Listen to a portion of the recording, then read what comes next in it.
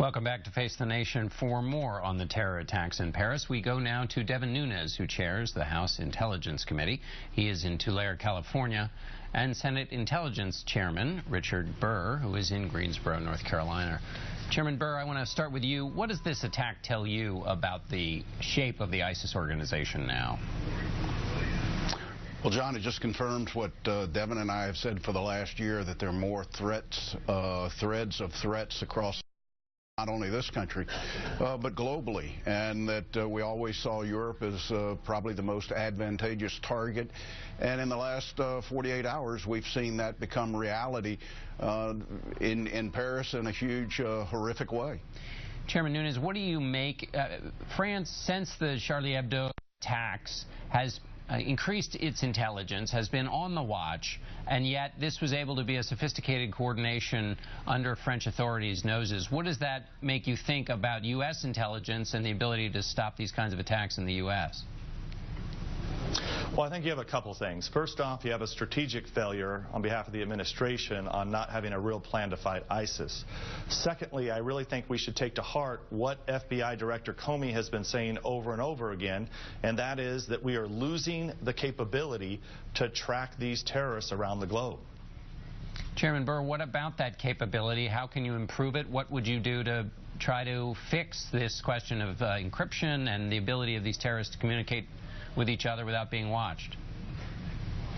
Well, John, technology is going to be a tough thing to deal with, but we've got to redouble our efforts to make sure that we're able to get the communications we need to give us lead time, to give us a better understanding. But I think Devin hit on the key. We've got to have a strategy. We don't have a strategy in Syria as it relates to ISIL.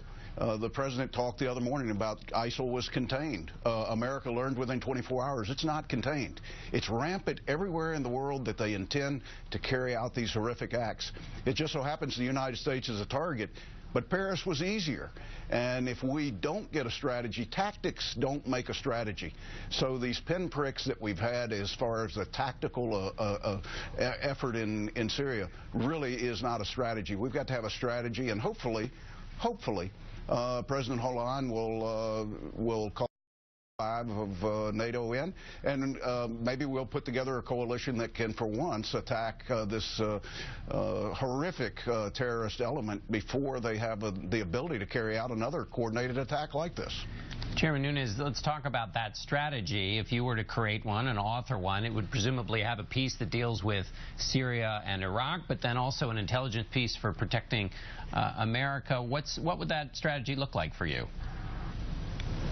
Well, I think more than that, John. The point that I've made all along about ISIS is that the president has tried to talk about and developed a containment strategy for Iraq and Syria, when ISIS is stretched from Morocco to the Afghanistan-Pakistan region.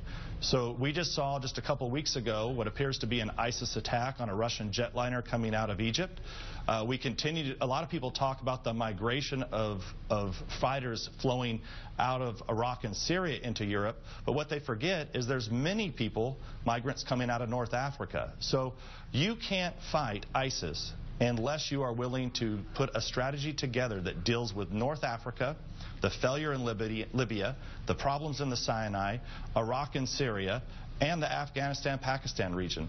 And then, and I think more complicated, is what are the Europeans going to do now that it appears like ISIS has rooted themselves into Europe with a command and control structure?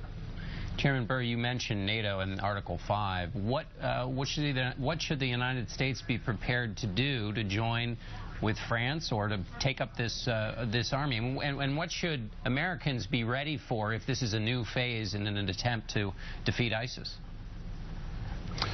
Well, John, I would tell you today the American people want to eliminate this threat.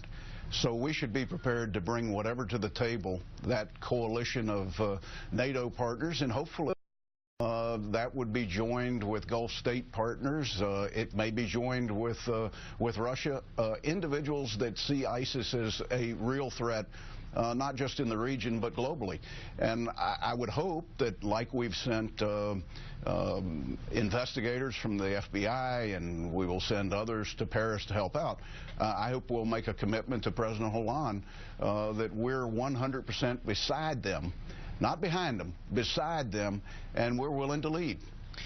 But Americans may want to eliminate this threat, and being willing to lead, Chairman Burr, is important, but I mean, what does that really mean in practical terms? I mean, are we talking about more special operations? Are we talking about operating in lots of different theaters? Give us some concrete examples that people can balance their desire to get rid of ISIS with their weariness about extended engagements of the U.S. military. Well, John, I'm not in the business of military strategy. I'll leave that up to DOD. But we've got to have individuals on the ground that are collecting intelligence. We've got to have better intelligence about targets. We've got to make sure that we carry the fight to ISIL, which means probably more special operations efforts in that region.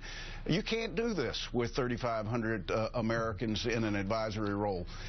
50 special forces, which we've just upped in the last 2 weeks, that's not enough to make a big impact. But mirror that with a global effort, and we can take this fight to a very difficult and barbaric terrorist organization. Chairman Nunes, in the last 45 seconds we've got here, I'd like your assessment of what the United States should do about Syrian refugees coming into the United States, how to screen them, and what your view is about that. There's no possible way to screen them. It should be stopped immediately. Look, we feel for these refugees, but the bottom line, if you don't want refugees, then you have to go into Iraq and Syria and defeat ISIS. And, the challenge is, people talk a lot about boots on the ground. Look, we've had boots on the ground there for over a year.